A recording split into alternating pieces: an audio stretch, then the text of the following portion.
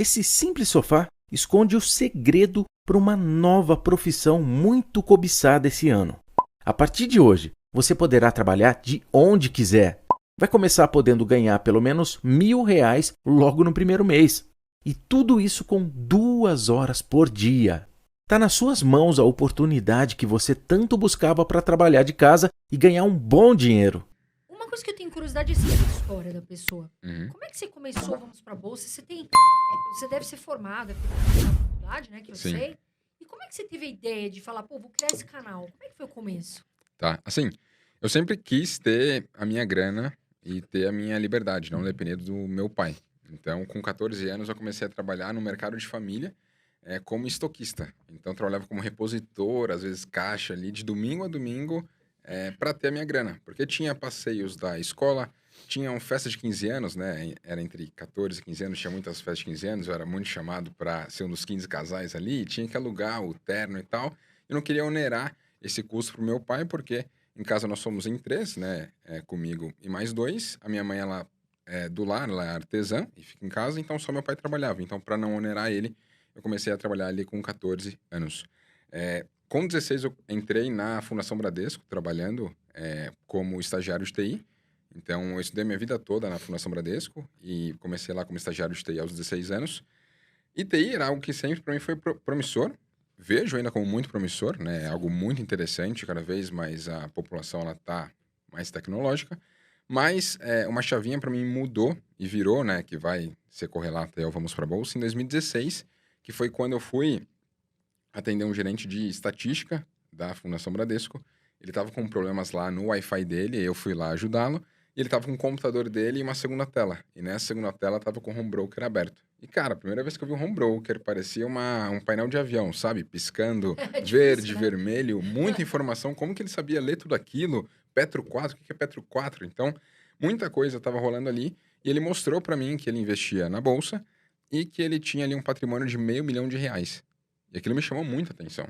Porque às vezes você vê, poxa, a pessoa tem meio milhão, 1 milhão, às vezes é de um reality show, não é uma pessoa perto de você. Principalmente se você vem lá de baixo. Geralmente é uma pessoa, enfim, muito afortunada que tem esses recursos. E aí quando eu vi que, poxa, ele era novo, ele tinha um carro legal, ele fazia viagens legais e ainda tinha aquela grana, eu falei, cara, eu quero fazer o que você faz. E aí eu quis começar a investir a partir daquele momento. Porque ele me mostrou que, Isso com poxa, 16 anos. com... Não, aí eu comecei como estagiário aos 16 anos, Ah, entendi. só que eu comecei e olhei, né, para a bolsa ali em 2016. Então eu tava ali entre 20 e 21 anos.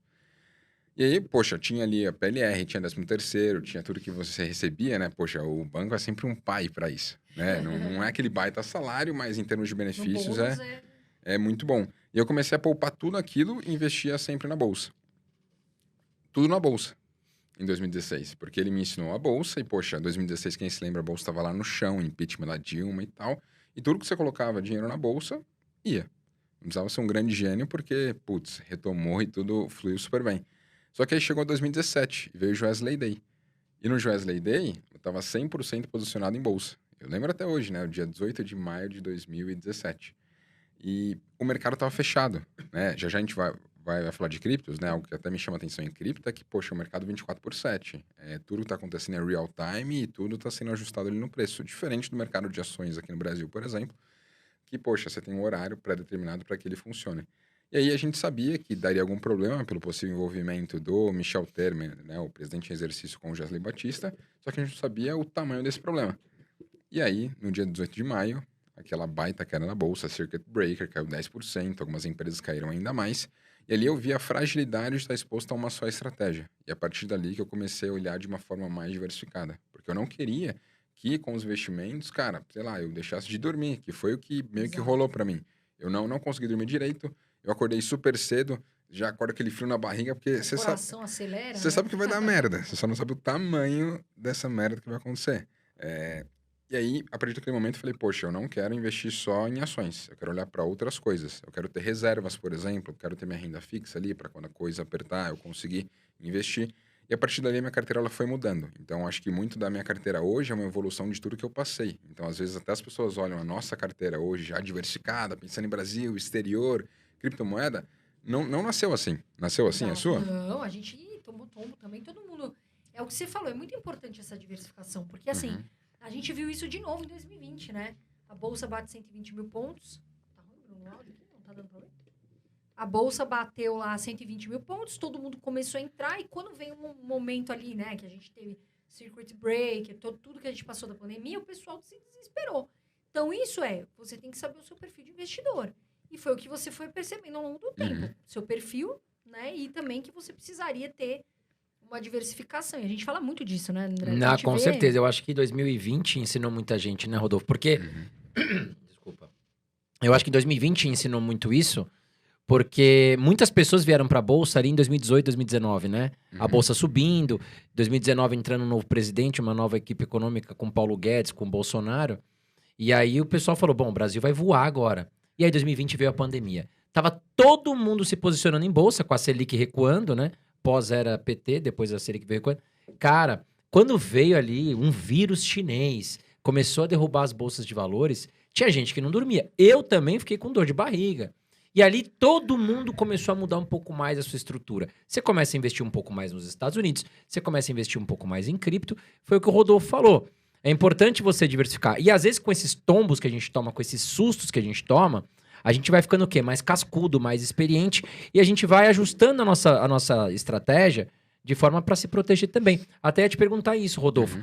Nessas mudanças que você fez, você chegou a colocar parte do patrimônio nos Estados Unidos também? Sim, com certeza. Eu acho que o ponto é esse, né? A ideia é que as pessoas elas tenham em mente que não dá para comparar o capítulo 1, 2, 3 delas com o nosso capítulo 20, por exemplo, né? A gente está um tempo a mais no mercado e a ideia de estar aqui nesse podcast, por exemplo, é compartilhar esse conhecimento com as pessoas para que elas possam acelerar nessa curva de aprendizado e possam ter uma carteira que ele fica tranquilo com ela, que eu acho que isso é fundamental, e também consiga ter ótimos retornos, né? Então, o que você falou de exterior foi muito uma questão na minha carteira de sabendo o que vai rolando, né? Então, em 17 teve o Joesley Day, eu aprendi ali a ter uma reserva de oportunidade, ter a minha renda fixa e ter também ativos correlacionados, ativos com exposição a dólar. Porque eu me lembro de ver, por exemplo, o Banco do Brasil caindo bastante, mas Klabin, naquele dia, saltou muito, porque o dólar disparou. Fibria, que existia na época ainda, disparou porque são empresas dolarizadas. Então, aprendi ali... deve ter dado um... Então, porque mesmo ações, a galera geralmente coloca numa mesma cesta. Mas não é assim, tem perfis de ações diferentes, tem small caps que tendem a sofrer mais, as large caps tendem a sofrer menos. Então, você vai entendendo isso com o tempo. Aí, em 2018, entraram os fundos imobiliários na minha carteira. Eu comecei a entender mais sobre essa indústria e, poxa, curti muito essa questão de estar exposto a imóveis que me geram uma renda todo mês, isento de imposto. Então, foi inserido aí na minha carteira. E também tem a própria questão das criptomoedas que começaram a surgir ali naquele momento, só que ainda de uma forma bem pequena e com o Bitcoin. Eu não olhava ainda para outros projetos, era mais o Bitcoin ali naquele cenário. E aí, em 2019, que veio a exposição no exterior. Porque eu comecei a olhar e pensar de uma forma global mesmo. Acho que até você viajando, né, para fora e tudo mais, você começa a perceber, poxa, você vai investir aqui no Brasil. Você tem um Itaú da vida, que é uma das maiores empresas aqui do Brasil. Você encontra Itaú aonde? Aqui no Brasil e muitas vezes em alguns países próximos daqui. América do Sul aqui. Mas você vai lá para a Europa, tem Itaú? Não. Você vai lá para a Ásia, tem Itaú? Não. Não, Agora, exatamente. Apple, você vai para a Tem. Europa, tem?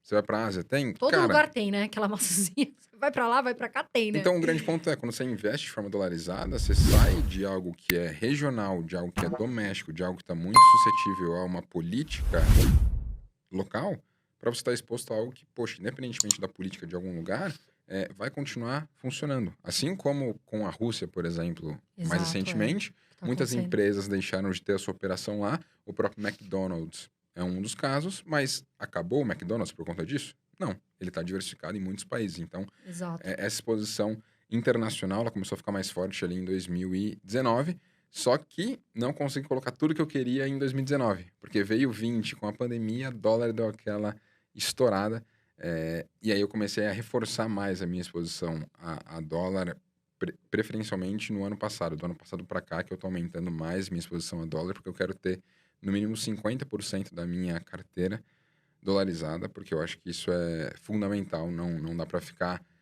Não só dá em pra real. ficar de fora, né? Não dá pra ficar só... Não. A gente